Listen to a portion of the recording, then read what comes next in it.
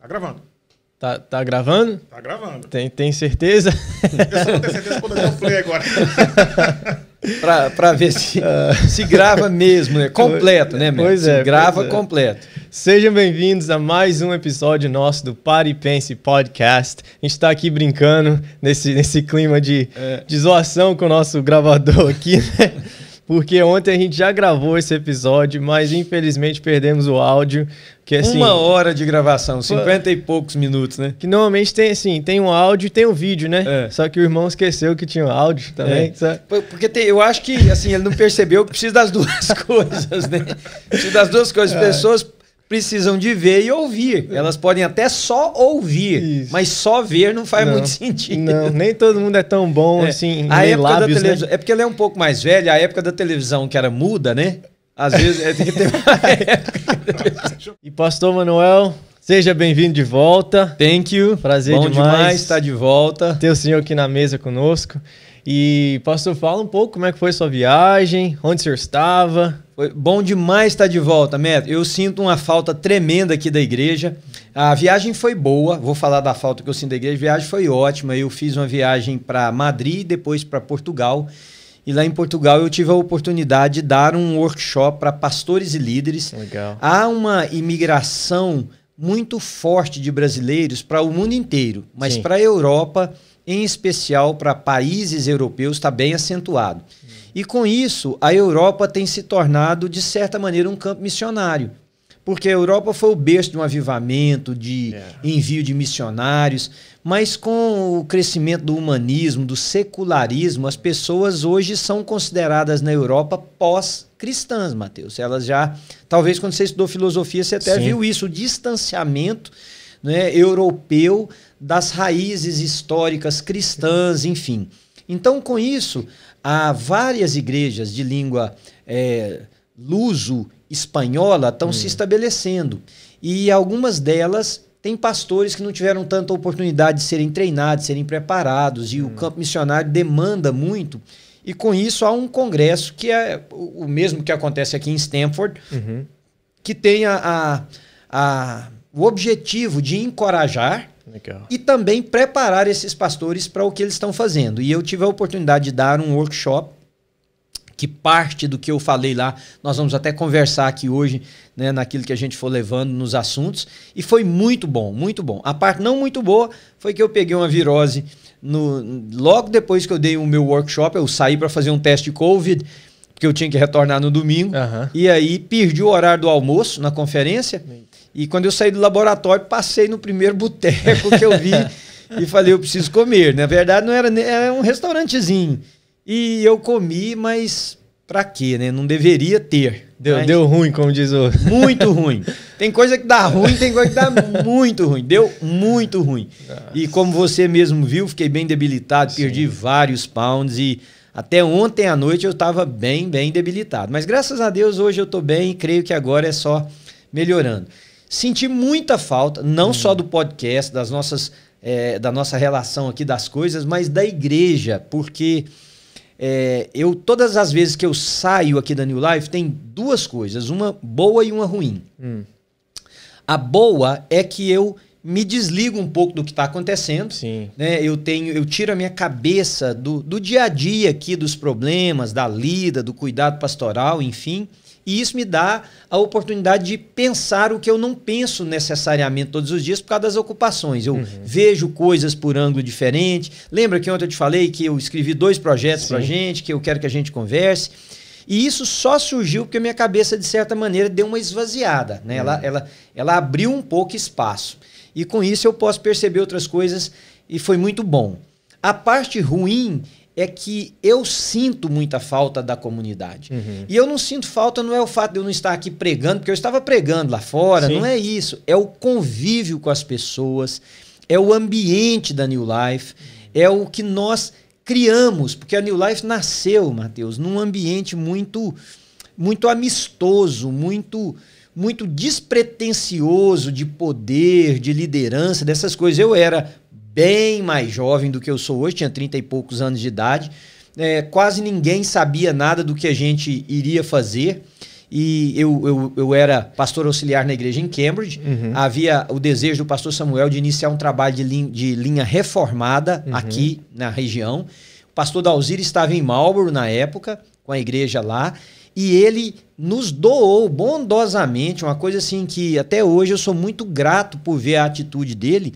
Ele doou 4 pessoas pra gente que moravam aqui na região pra gente começar, né? Essas 4 pessoas que ele doou, 2 estão aqui até hoje, uma voltou pro Brasil e uma infelizmente deixou a comunidade. Mas e aí nós começamos. Então nós éramos o quê? Um grupo de amigos, né? Porque tinha eu, a Ana, com os meninos pequenos.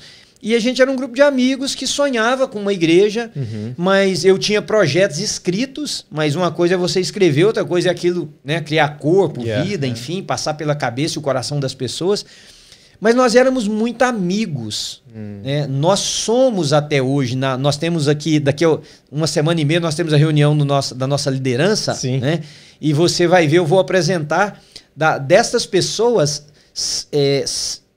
6 casais estão aqui até hoje. Uau. Desses que a gente sentava lá no início, ficava batendo papo. E há uma coisa que aconteceu com a gente, um episódio que é muito interessante. Nós estávamos, na nossa igreja nasceu num apartamento, nós não tínhamos dinheiro para nada, não tínhamos lugar, não tínhamos nada. Foi tudo um milagre de Deus. Mas quando nós finalmente conseguimos um lugar, pela bondade de um pastor americano que não me conhecia, não nos conhecia, nos deixou reunir na igreja dele e pagando o que nós conseguíssemos. Ele falou, se vocês tiverem $100, vocês dão $100. Se não tiver nada também, não está devendo nada. Mas a gente tinha um horário bem limitado. Então, a gente terminava, aí queria ficar juntos. E lá em Sudbury, porque era no lado norte de Framingham, bem próximo à linha de Sudbury. E aí tinha um Dunkin' Donuts. Nós saímos dali, íamos para o Dunkin' Donuts. Eu me lembro de uma noite específica que nós ficamos no Dunkin' Donuts até não sei que hora. A mulher falou, gente, eu preciso fechar. Vocês têm que dar licença porque eu preciso fechar. E ela pediu para que a gente saísse. E nós saímos e sentamos no meio fio. Quer dizer, coisa de brasileiro lá de cidade do interior do Brasil, né?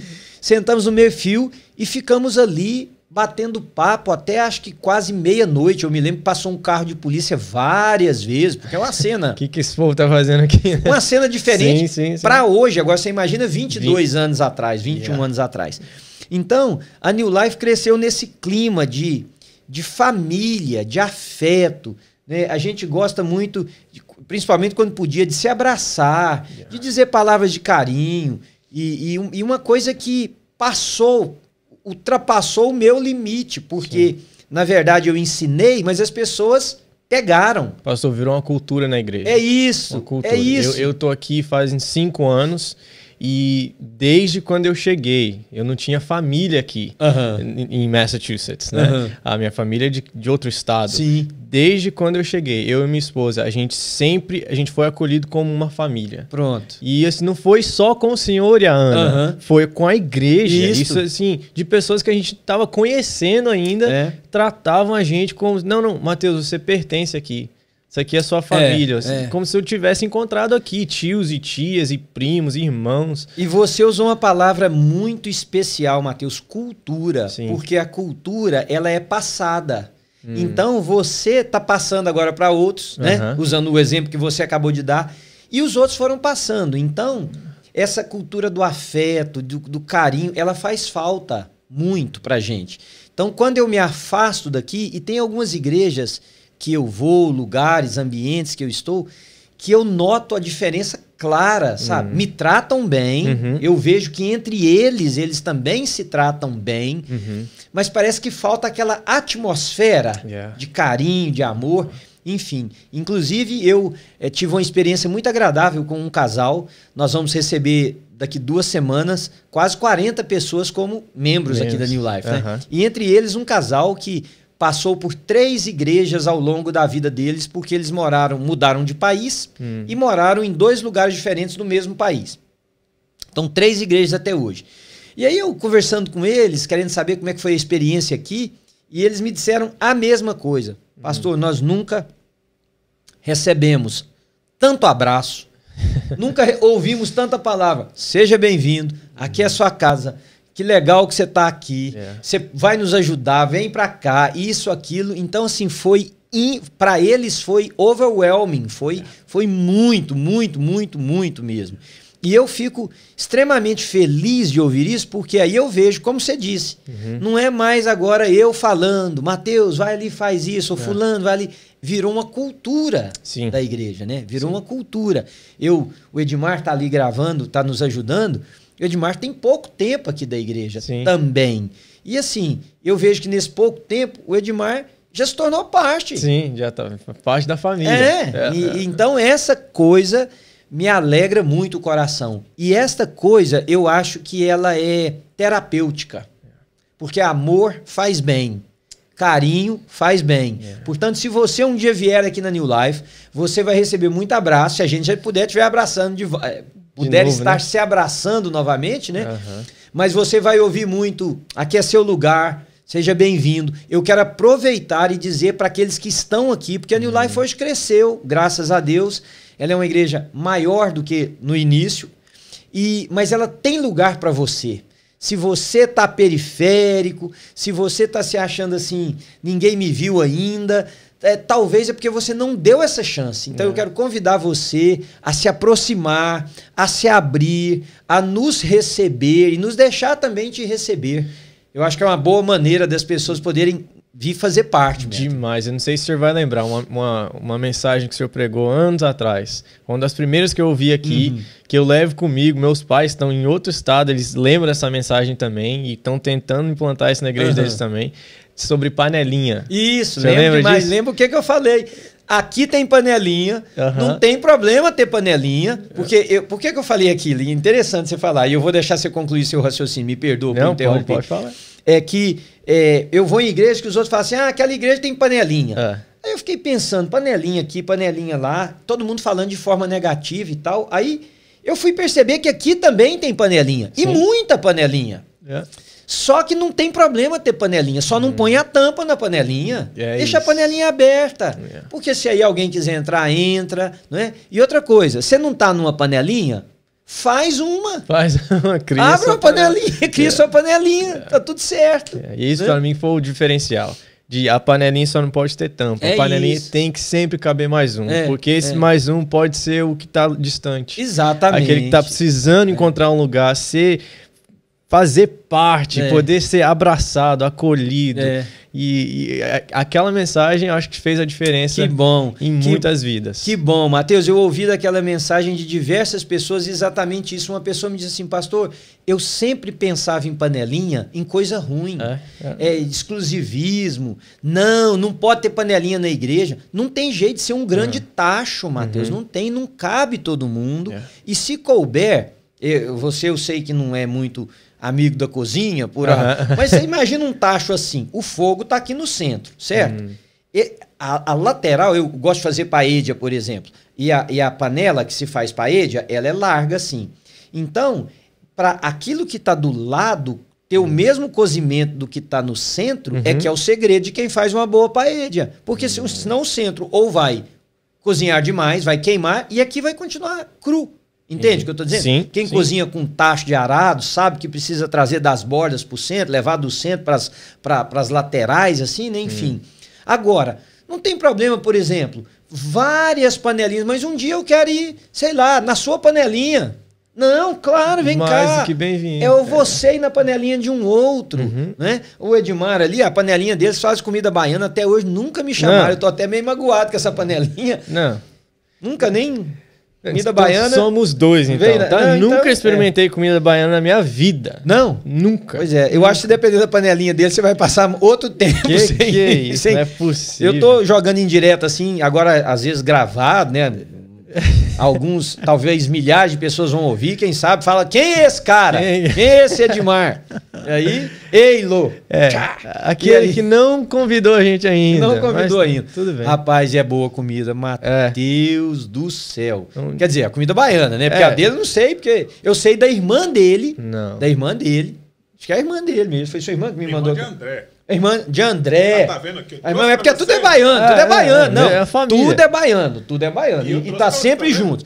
fez um acarajé. Mateus do céu, que coisa boa. Mas voltando ao negócio que nós estávamos falando aqui, que agora a boca encheu d'água, né? Se eu comer um acarajé na situação que eu tô, acho que eu morro, né? Porque eu tô debilitado aqui. Mas, então, quando a igreja se vê assim, e vale ressaltar que com tudo isso ainda há pessoas que se sentem desconectadas, que se sentem marginalizadas no sentido de estarem à periferia, né? Não marginalizadas no sentido de serem perseguidas. E fica a minha palavra para você, nesta ou em qualquer outra comunidade, se envolva, seja você que abre portas, seja você que funciona como uma cunha, seja você que traz gente, começa uma panelinha, sei lá, panelinha de quem anda de bicicleta, panelinha de quem gosta de videogame. Vocês não gostam de FIFA, por exemplo? FIFA que vocês gostam? FIFA. Panelinha de FIFA, panelinha de qualquer coisa, panelinha até de minissérie. De minissérie. Casa de Papel. Casa de Papel, eu ia falar, abre uma panelinha da Casa de Papel. Boa. Panelinha de qualquer coisa, de quem gosta de culinária, de quem gosta de, sei lá, de carro, tem problema. Mas que essas panelinhas tenham intencionalidade, que é gerar relacionamentos, que é promover amizades, que é aproximar pessoas, né? Então, porque muitas vezes, pastor, as pessoas chegam aqui nas nossas panelinhas, nas nossas igrejas, né, como um todo também, feridas. Muitas. Porque já se sentiram marginalizadas, excluídas, muitas vezes julgadas. Eu tenho um menino no meu grupo, que o senhor o conhece, que tem tatuagem do pescoço até o pé. E essa semana no meu grupo ele tava falando, eu já fui em igreja que assim, parecia que eu tava lá com uma arma, com uma metralhadora. Todo mundo me olhando como se eu fosse o cara mais esquisito da face da terra, como se eu fosse um marginal, que não pertencesse lá. Mas ele me contou, olha a diferença que uma pessoa pode fazer. Uma senhorinha de 70 anos. Ele estava saindo já, acabou o culto, ele estava se sentindo super mal. Uma senhorinha de 70 e poucos anos chegou perto dele e falou assim, cara, eu gostei das suas tatuagens. Ah, que legal. Eu gostei demais. Aí ele abriu um sorriso e falou, você tem um sorriso lindo. Continue sorrindo assim. Aquilo lá fez o dia dele. Uma pessoa que olhou para além da pele, que entendeu, não, eu amo a Jesus, eu amo esse menino, eu vou cuidar, eu vou trazer um sorriso para ele, eu posso fazer diferente. Mas eu queria perguntar para o senhor, que o senhor colocou essa cultura em nós aqui tão boa de ser acolhedor, de trazer saúde, de trazer cura para as pessoas que já foram feridas por outros ambientes, né? Sim. O que é o primeiro passo para a gente poder ser uma comunidade que cuida, que cura de pessoas feridas? Tá.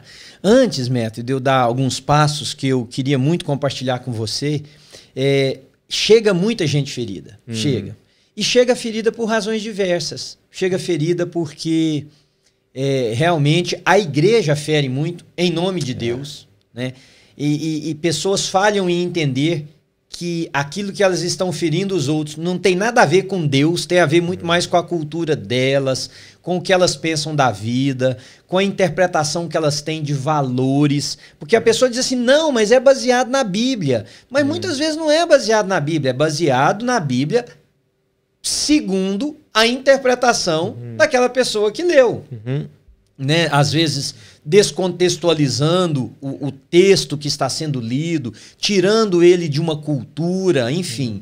Então, pessoas são feridas assim, e essas pessoas às vezes acham que nunca mais vão se encaixar em igreja, que não querem, estão tão magoadas. Eu contei para você ontem aqui na nossa gravação, né, o caso de uma... Isso foi a mulher que me contou. Nessa viagem minha eu ouvi essa história. O pai dela pertencia a uma denominação no Brasil que tradicionalmente era muito austera com relação às roupas. Por exemplo, um homem não podia nem na casa dele ficar de camiseta.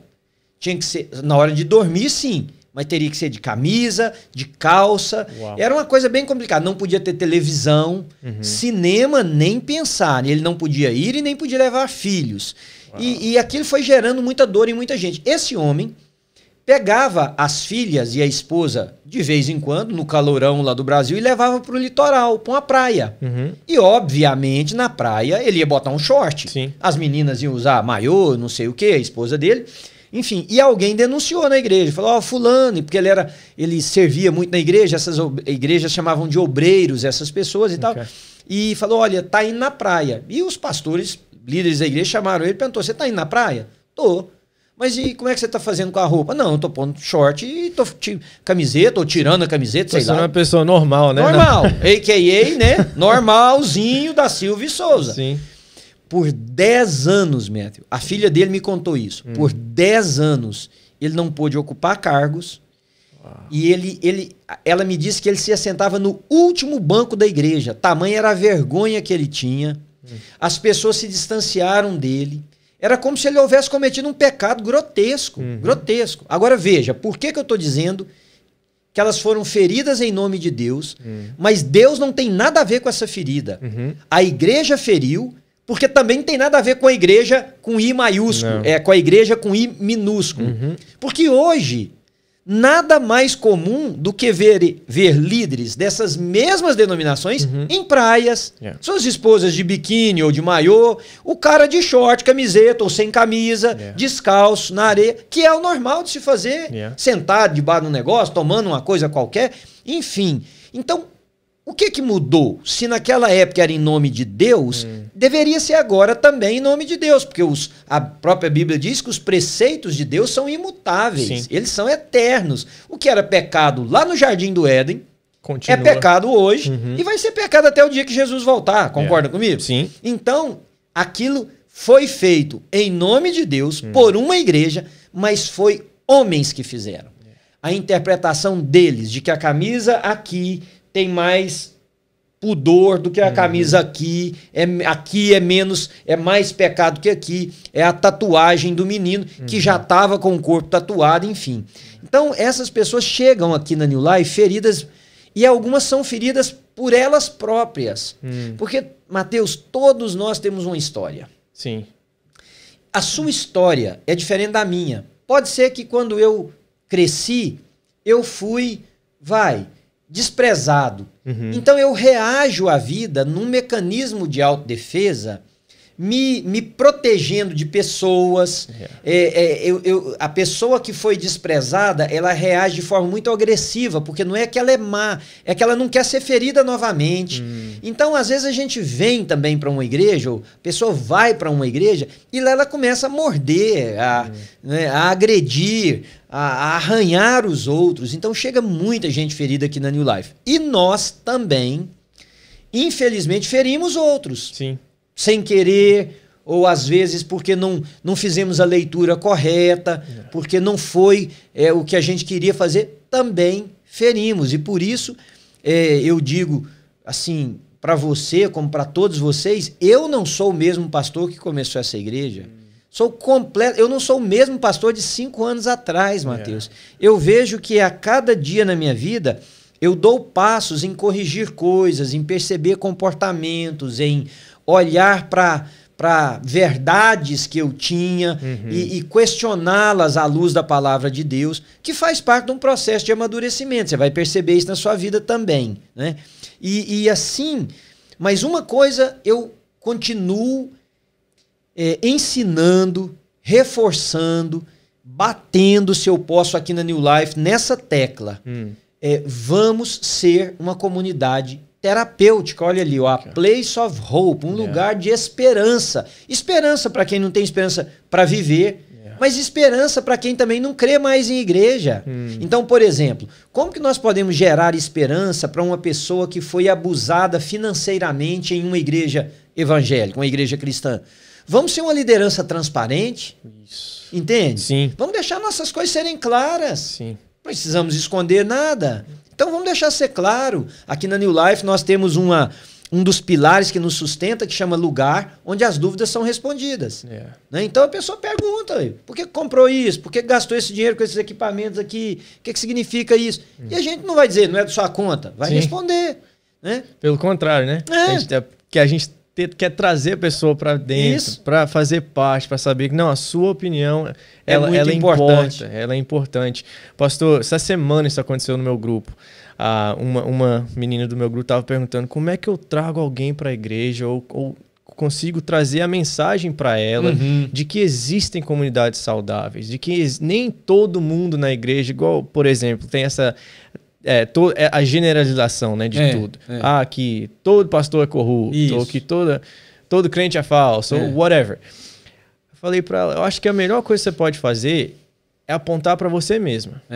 E falar para a sua amiga que está falando com você isso. Se ela está se abrindo sobre esse assunto com você, que significa que ela não vê você da maneira que ela vê os outros. Exatamente. Então eu falei para ela, vira isso daí. Porque muitas vezes a pessoa fala, mas lá na sua igreja tem gente assim, assim, assim. Lá, já vi pessoas que vão na sua igreja e fazem isso, isso e isso. E isso muitas vezes se torna um motivo pelo qual as pessoas não vão para a nossa comunidade ou não se aproximam mais. Isso está virando quase que uma pandemia agora nos cristãos, de querer viver sozinho, de achar que não precisa ir na igreja, não precisa fazer parte de uma comunidade, que pode viver esse cristianismo solo, sozinho em casa. Não, eu leio a Bíblia em casa, ou eu assisto cultos online, não preciso fazer parte de uma comunidade. Eu desafiei a menina do meu grupo.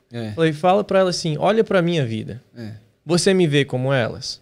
Lá na nossa comunidade, tem pessoas sérias. Isso. Tem gente que não é séria, mas tem, e ela é uma das sérias que a amiga pode se espelhar. Pois é. Isso é a importância do nosso testemunho. Sim. Isso é o que aponta para Jesus. Apontar o erro. Isso aí é fácil fazer. Isso não cura a ferida. Não. Isso só nos afasta. Pelo contrário, né? Nos afasta de Jesus e da comunidade. Porque eu vejo isso que o senhor está falando. A importância que a gente tem de pertencer. De estar num lugar onde a gente pode ser nós mesmos e ser amado daquele jeito. Isso é uma das coisas que eu acho que o senhor... Eu queria ouvir o senhor falar disso. Pois é, mas veja, Matt, desde o início, você me perguntou assim, você falou welcome back, bom ter aqui e tal, como é que foi? Você reparou que tudo que eu falei desde o início foi a bênção de ter uma comunidade? Sim. Então, a comunidade cura, Mateus, ninguém foi feito para viver sozinho. O Deus da Bíblia ele é trino, ele é 3 em 1. Nós temos o primeiro exemplo de comunidade na pessoa da Trindade. Deus Pai, Filho e Espírito Santo, que são um. Deus, a igreja é uma eclesia, é um grupo, são pessoas. Desde o início o que nós estamos falando aqui é que a comunidade ela é terapêutica. Ela, às vezes, age de forma a ferir, mas por essência da sua palavra, ela é terapêutica, porque viver perto... Olha aqui, a gente aqui, nós demos risada, nós estamos tomando café, aí um vem, fala uma coisa, isso é bom, nós brincamos agora mesmo ali com o Edmar, num tom de muita verdade, né? A questão da comida e tal, mas isso tudo é terapêutico. Agora, quem não tem comunidade tem um buraco no coração. A pessoa pode dar a desculpa que quiser, mas há um buraco no coração, porque Deus nos criou para viver em comunidade. Quando eu falo isso, eu ensino para os adolescentes e jovens aqui, eu dou o exemplo de Jesus para eles. Jesus, ele passava o tempo, ele pregava para centenas de pessoas. Você pode falar, não, isso aí é quando a gente vai na igreja, ou assiste com várias pessoas online ao mesmo tempo. Ok. Mas aí ele tinha os 12. E até mesmo dentro dos 12, ele tinha 2 que pareciam que eram os mais próximos, que eram João e Pedro. Ser cristão é seguir o passo de Jesus. Senhor Jesus, ele que era perfeito, ele que era Deus, que precisava... Não, eu não preciso de ninguém. Não, Mateus, e lê nas entrelinhas, por exemplo, de uma cidade para outra, eles não pulavam, não eram trasladados. Eles caminhavam, iam na estrada, passavam num lugar, tem um lugar que eles passaram, estava com fome, pegaram espigas de milho que tinham na plantação lá, colheram coisa para comer, entendeu? Para ali debaixo de uma árvore porque o sol tá quente. A história lá de Samaria, parar numa cisterna, ver uma mulher, é uma vida normal em comunidade. Então, para as nossas igrejas, e aqui no nosso caso da New Life, o que nós pensamos? A nossa igreja precisa ser uma comunidade que cura, que pelo menos não faz mais feridas e ajuda a curar as feridas que já existem. Né? E para isso eu escrevi algumas coisas para a gente, alguns passos aqui para a gente poder conversar sobre isso. Eu creio que tem características em algumas igrejas que claramente mostram que essas igrejas vão abrir feridas. Por exemplo, eu tenho alguns amigos, pastores que eu respeito, inclusive amigos meus, eu estou falando de amigo, isso aqui que eu estou falando, já conversei com eles, que eles dizem assim, preguei em tal lugar e 10 almas se renderam a Jesus. Eu entendo o que eles estão falando, Sim. mas para mim essa forma de falar tem um conceito mais profundo. Quem se rendeu foi um ser humano, completo, não foi um espírito, uma alma só. Tem corpo, esse corpo chegou lá de ônibus, de bicicleta, de carro ou a pé.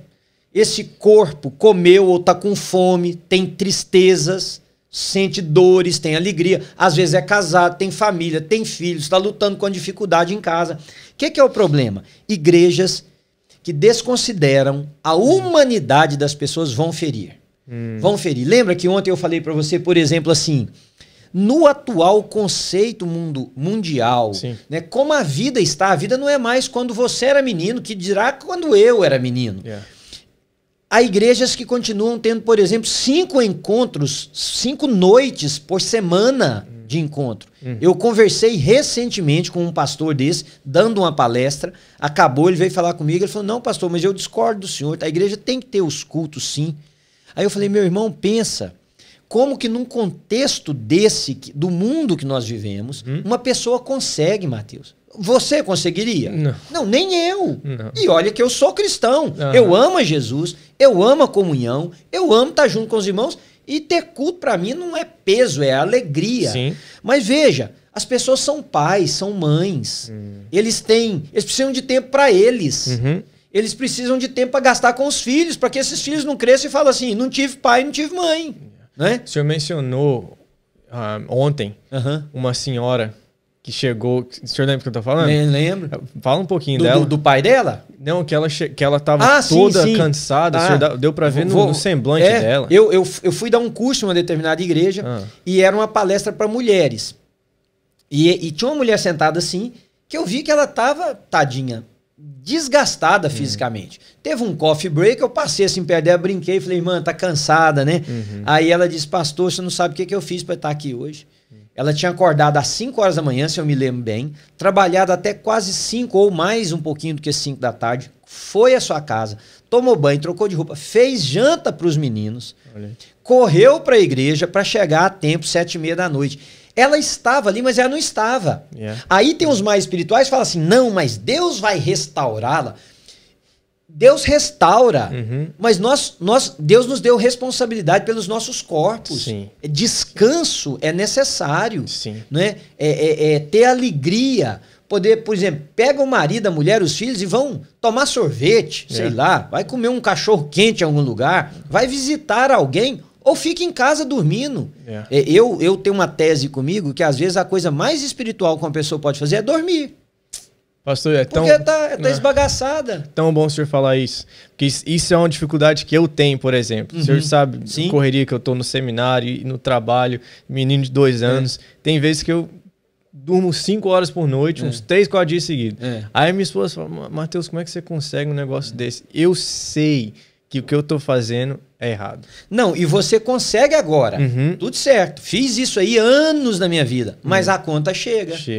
A conta chega. E não adianta a gente disfarçar falando que é isso que Deus está pedindo da gente, porque não é. Não é. A gente precisa ter uma vida equilibrada. Então, igrejas que desconsideram que as pessoas... Que não é a alma só. Essa alma tem corpo. Né? Esse depositário de emoções tem alegria, tem tristezas, tem dores, tem expectativas da vida, tem sonhos, tem projetos. Né? Então, essa é uma característica. A outra... é quando uma igreja coloca os dogmas denominacionais, o nome, a denominação acima de pessoas, Mateus, vai ferir. Veja, nós somos uma igreja denominacional. Eu não estou desconsiderando a importância das denominações, muito pelo contrário, eu acho que é muito certo ter as instituições, tudo certo. Mas quando isso tem mais força do que uma vida, nós perdemos a razão de existir. né? Quer dizer, em nome da defesa da minha denominação, eu desprezo a sua vida, eu desprezo a vida do outro, eu não recebo o outro, eu não aceito o outro, eu desconsidero o outro, eu acho que o outro é menor do que eu. Ah, eu sou presbiteriano, ou eu sou batista, ou eu sou das assembleias, ou metodista, ou congregacional. O outro que é diferente é menor. Toda igreja que valoriza a denominação acima de pessoas vai ferir. E vai abrir feridas que às vezes para sarar depois vai ser muito difícil.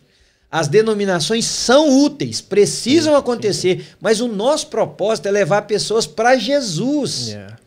Quantas vezes eu falo para pessoas mais próximas de mim, né, que sabem que nós somos presbiterianos, mas eu sempre falo para eles assim, cara, eu já encontrei pessoas que o cara é mais presbiteriano do que cristão. E é verdade. É verdade. É super... Mais batista do que cristão, mais assembleiano do que cristão, mais metodista. Por quê? Porque a pessoa vive para defender a subsistência da sua denominação. E deve defender, mas não em detrimento do amor, do cuidado, da compaixão e, acima de tudo, Mateus, é uma coisa que eu não consigo entender, é até muito arriscado para mim dizer isso aqui, eu não entendo como que alguém faz isso, a não ser que ele pense que é só a denominação dele que vai para o céu. Porque, do contrário, a pessoa devia pensar, não funciona lá na frente. Eu amo participar de conferências como essa que o senhor foi, porque me dá uma visão do reino muito maior, muito mais sadia, muito mais clara, muito mais bíblica, de que não, o assembleano é meu irmão, o batista é meu irmão, que o Senhor Jesus está transformando vidas em outros lugares, pessoas que pensam diferentes de mim. E nem todo mundo tem que ser assembleano, nem batista, nem nada, mas a gente tem que ser de Cristo. Isso. Porque um dia nós estaremos numa assembleia dos filhos e filhas de Deus que não tem nome. Então eu acho uma tremenda uma idiotice esse negócio de ficar brigando por causa de denominação. E como brigam. Não e demais. Como brigam e como criam um problema, né? O senhor já pregou em igreja assim? O senhor já ouviu... Acho que o senhor mencionou um pastor, não sei se era amigo seu de infância ou algo assim. O senhor está lembrando desse exemplo? O senhor falou um dia sobre isso. Que ele cria que realmente só a igreja dele... Falei ontem. Eram dois amigos e eu e o meu irmão, a gente era amigo quando era menino. Eles cresceram e tal, rapaz, e depois um deles eu nem sei o que virou na vida, mas um deles, e eu me converti numa igreja presbiteriana, pequena lá da minha cidade, e ele se converteu numa outra denominação. E um dia, depois de adulto, eu já era pastor. Voltei, encontrei-me com ele, a gente estava conversando, e aí lá pelas tantas ele falou assim para mim, Manuel, mas você ainda precisa encontrar a verdade. Eu falei, mas como? E aí com todas as palavras, ele falou assim, você precisa vir para nossa igreja se você quiser ser salvo. Eu falei, mas como? Ele falou assim, a nossa igreja é a única igreja verdadeira, é a igreja que vai ser salva. E eles têm entre eles, eu não vou nem falar, porque senão vocês vão facilmente identificar quem é, que denominação que é, que eles... Quer dizer, ele sabia que eu era uma pessoa de Cristo, mas mesmo assim, não. Então, quando a denominação vem acima de pessoas, vai ferir, Mateus, vai ferir. Vai separar amigos. Ele era capaz de tomar café comigo, ele era capaz da gente dar risada, lembrar dos tempos de escola, mas não de me chamar de irmão. Não era capaz de me chamar de irmão. Eu já ouvi piadinhas assim, mas eu não achava que era real, não. O pessoal fala, a gente é primo, não é realmente irmão. É mais real do que você imagina. Graças a Deus, essas barreiras estão caindo. Né? Existem muitas pessoas entendendo que não é assim, mas ainda existe muito resquício daquilo. E a terceira coisa... Você quer falar? Eu ia te perguntar, fala mais dois passos. A terceira é o seguinte...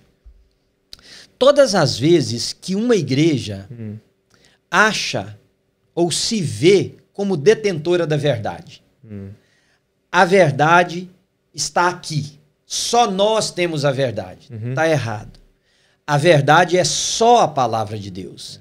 E essas igrejas dizem assim, mas é a palavra de Deus que nós estamos aplicando. Não, mas eles esquecem que a palavra de Deus passa pelo processo na cabeça deles de cultura, é o que nós falamos. Lembra ontem quando nós citamos o caso, por exemplo, da televisão? Sim. Quando eu era menino, meu pai comprou uma televisão, e como eu estava brincando aqui com vocês, preto e branco lá atrás. E nós tínhamos alguns meninos na nossa rua que eram... E aqui o pessoal, por favor, entenda, eu estou contando um fato histórico, era assim. As Assembleias de Deus não podiam ter televisão naquela época. E se vissem televisão, eles eram disciplinados. Mas menino, não tem cerca. Sim. E os meninos vinham lá em casa e ficavam pela janela. Às vezes eu me lembro de ver menino pela janela para poder ver a televisão. Né? Ver a televisão. Coisa de menino, queria ver a televisão. E aí as explicações naquela época era que a televisão era um instrumento quase que do diabo. Bom, mas hoje os pastores das Assembleias de Deus usam não só a televisão, o telefone, o computador, a mídia, para chegar em outras pessoas e tá tudo certo. Então, naquela época, eles precisavam admitir, gente, isso aqui não era Deus. Novamente, aquilo que nós já falamos, não era Deus. Isso aqui era a nossa interpretação sobre a bendita da televisão na época. Né? E quem sabe se até mesmo dissessem, erramos, eles abririam espaço, não só eles, mas todos os outros que disseram, a verdade é só aqui. Eu vou citar um caso nosso. Uma vez eu estava conversando com um pastor presbiteriano, amigo meu, e eu contei de uma senhora que era bem gorda e ela tinha sofrido, eu acho que um derrame. Ela não saía da cadeira, mas ela era bem gorda. Mas ela entendeu o evangelho e queria ser batizada.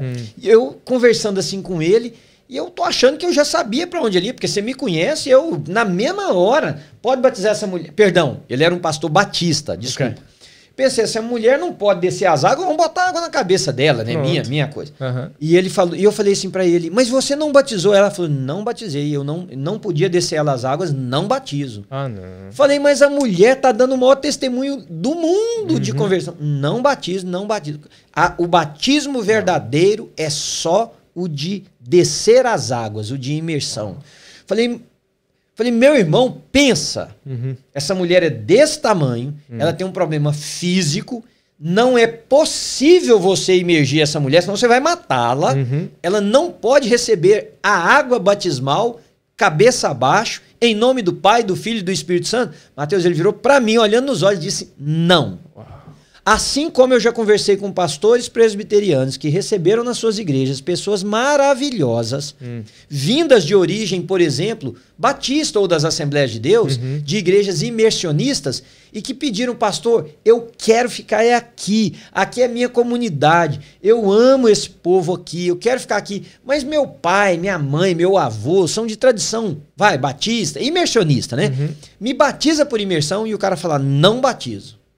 Não batizo. E essa lista é grande. Então, todas as vezes que a igreja se vê detentora da verdade, ela vai ferir.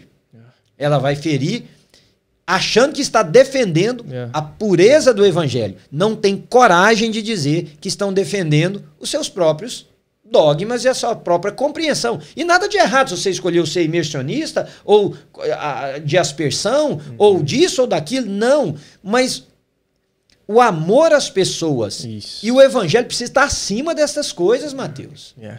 Isso chega a ser egoísta, né, pastor? Você, em vez de pensar na pessoa, imagina a felicidade de uma irmã dessa, de saber que mesmo uma comunidade, talvez ela ia ser a primeira a ter esse privilégio de ser, não, eles fizeram isso por mim.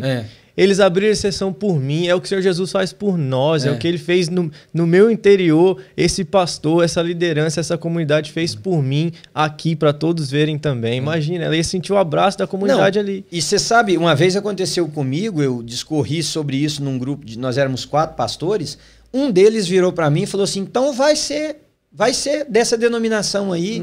Não é o ponto. É isso, eu falei, não é o ponto. Se eu for para lá também tem a mesma rigidez. O que eu tô tentando explicar para vocês, e essa é uma escolha que eu fiz, Mateus, eu posso pagar o preço que eu tiver que pagar.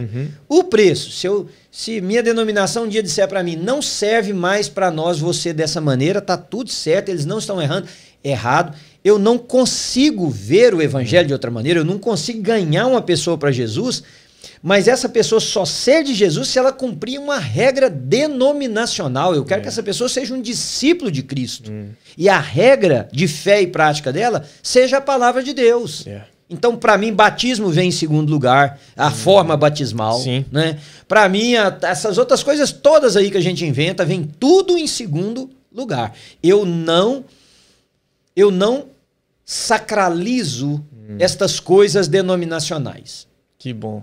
Não consigo ser assim, mesmo. E por último, uma igreja vai sempre ferir, prestem atenção nisso, quando ela se vê receptora de uma revelação especial.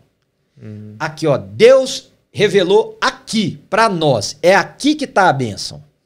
É aqui que está a bênção. Se você quiser ser abençoado, você tem que sair daí e vir para cá. É aqui que é a bênção, é do nosso jeito, porque Deus nos escolheu, nos carimbou, nos separou. É aqui que nós temos uma percepção que mais ninguém tem. E eu até contei para você um exemplo, que esse exemplo ele é muito... A gente deu risada pouco tempo atrás, eu e esse amigo. Hoje nós somos grandes, eu poderia dizer grandes amigos, mas há cerca de 17 anos atrás, eu imagino, a nossa igreja nasceu uma igreja em pequenos grupos aqui na New Life. Mas eu não tinha muito como aprender dentro da minha denominação sobre pequenos grupos na época. Então fui buscar auxílio em outro lugar. Eu fiz cursos com pastores da Coreia, que são presbiterianos, que já mexiam com pequenos grupos há muito tempo, mas o cara tá lá na Coreia, eu tô aqui, enfim. Aí alguém me disse, olha, tem uma pessoa num outro estado que está fazendo um trabalho com pequenos grupos muito bons, muito bom. Pede ele ajuda, fala que foi eu que te indiquei. Aí eu, mais do que depressa, liguei na igreja. Uma moça, uma mulher, sei lá, muito educada, me atendeu. Falei, olha, eu sou amigo do pastor tal, que é amigo do seu pastor, e pediu para eu ligar aí, porque eu queria um horário com ele. E aí eu já fui logo falando, eu queria que ele me desse uma orientação sobre pequenos grupos, vocês têm muitos aí na igreja, tá dando certo, lá, tal. Aí a menina fez uma pergunta para mim. Ela não me perguntou meu nome, que eu já tinha falado. Ela foi e falou assim, tá certo, o senhor está na visão? Eu me lembro disso como se fosse hoje. Aí eu não sabia muito bem o que eu falava, porque eu não sabia o que era a visão. Falei, olha, eu não sei, me explica aí que visão que é. Porque ela foi e falou assim, não, o senhor faz parte de tal movimento. Aí ela falou. Falei, não, então eu não tô na visão, porque eu não faço parte desse movimento. Ela foi e falou desse jeito para mim. Não, então ele não pode te receber. Ele não pode te atender. Até hoje, quando eu falo com ele, ele fala assim, Manuel, eu não acredito que ela fez isso com você. Eu falei, como ela fez comigo, ela deve ter feito com muitos. Ele falou assim, não, mas era assim mesmo. A gente era exclusivista. Nós imaginávamos que essa visão era uma visão que Deus deu para nós e quem não estava nela estava fora. Não era nem considerado igreja verdadeira, não era nem considerado povo de Deus. Então, quando isso acontece, quer dizer, naquela época ele poderia ter estendido a mão para mim, poderia ter me ajudado, como poderia ter ajudado muitos, é um homem muito sábio e de uma capacidade nessa área muito especial. Mas por causa... Não, nós temos uma revelação. Você quer dela? Tem que ser do nosso jeito. Tem que ser aqui, ó. É com a nossa roupa, é com a nossa cara. É aqui que Deus resolveu fazer. E não é assim. A graça de Deus se manifesta de forma diferente em diferentes lugares. E a graça é para ser repartida, compartilhada. Né? O senhor estava em outro estado, né? Não tinha nada a ver com competitividade. Não tinha nada... não tinha nem como ter. Primeiro porque ela era uma igreja grande. Nós éramos um grupinho de 32 pessoas, né? Que nem sabia se ia sobreviver. Não tínhamos dinheiro, não tínhamos nada. Porque eu queria... Era instrução que eles davam. Eles davam, vinha gente de tudo quanto é lugar e ia lá. Mas no meu caso, eu não estava na bendita da visão, ou maldita, sei lá, da época, mas acho que mais maldita, muito mais maldita, da visão. Né? Então, igrejas assim vão ferir. Aí, Neto, só para a gente poder, para me concluir, pelo menos a minha parte aqui, né? O que eu creio de coração? É que a gente precisa fazer todo o esforço, para não ser uma igreja que abre feridas.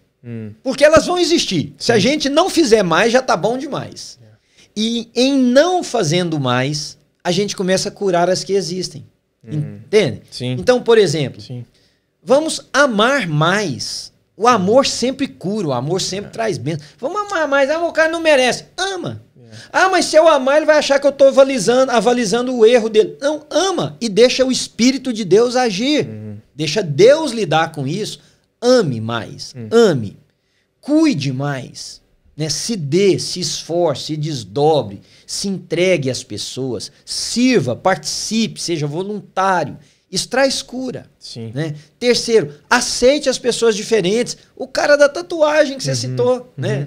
Desculpa falar o cara, porque é um menino querido nosso. Sim. Mas a pessoa da tatuagem tá lá, você vai fazer o quê? Arrancar a pele do menino? Não. E no caso dele, teria que ser despilo de pele, porque tá no corpo inteiro. Não é um passarinzinho aqui debaixo do braço que você talvez tampa com a outra maquiagem qualquer.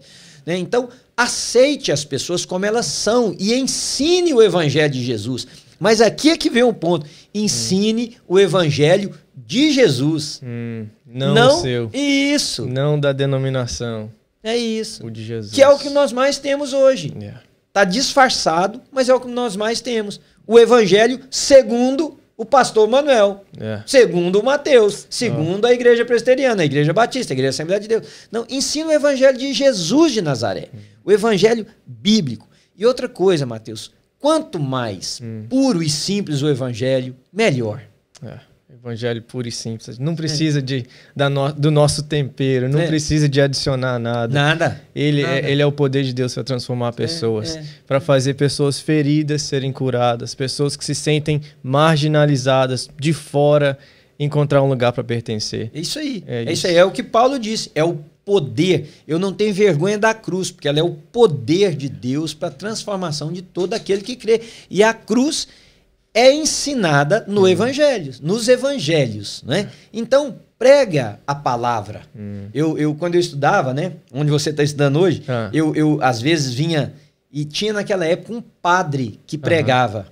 E a rádio AM, naquela época meu carro era velho, não tinha esse negócio da gente ter CD, estava começando, mas não tinha. Sim. Então, eu me lembro como se fosse hoje. In Season and Out of Season era o nome do programa desse padre. E ele começava o programa dele falando esse versículo.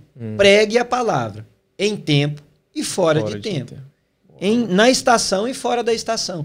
Prega a palavra, porque a palavra vai germinar, ela vai brotar, ela vai gerar discípulos de Jesus. Amém. E aí a gente vai ajudando a apagar essas feridas. Amém. Pastor, muito obrigado. Bom demais. E se isso te abençoou, meu irmão, minha irmã, mande para alguém, compartilhe. Você vai fazer um bem para as pessoas fazendo isso. Tem muita gente que precisa ouvir. Nós precisamos ser lembrados disso. Se você já ouviu uma mensagem assim, você sabe a diferença que isso faz na sua vida. Talvez você era o de fora um dia e você encontrou uma comunidade, um grupo que te acolheu, que ajudou a curar as suas feridas. E hoje o chamado é seu. Vá e ajude a curar outros. Vá e ajude a trazer para perto aqueles que estão sentindo de fora. É isso aí. Mateus, e assim, aproveitando, como o Mateus disse, se você acha que pode curar, o que você faz? Indica o nosso canal para alguém, né, Mateus? Pede a pessoa para se inscrever, clicar lá no sininho, fazer um comentário que seja, nos ajuda, os algoritmos vão ficar positivos, vai nos ajudar um pouco mais. Então, vai lá, copia a mensagem, põe nos seus grupos de WhatsApp, espalha isso aí se você entende que pode abençoar alguém. Se abençoou você, isso pode abençoar outras pessoas. E o nosso lema é que você se sinta parte aqui, de sentar na mesa com a gente. Como é que você faz isso? Manda um comentário, manda uma sugestão, fala que aquilo que você falou me ajudou muito. O exemplo que você deu é o que eu estou passando, é o que eu precisava ouvir. Isso nos impulsiona, isso nos encoraja a saber que isso está fazendo a diferença na sua vida. E que você faça parte da mesa aqui com a gente também. Prazer estar com você, a gente se vê no nosso próximo episódio. Deus abençoe sua vida. É isso aí. Bênção.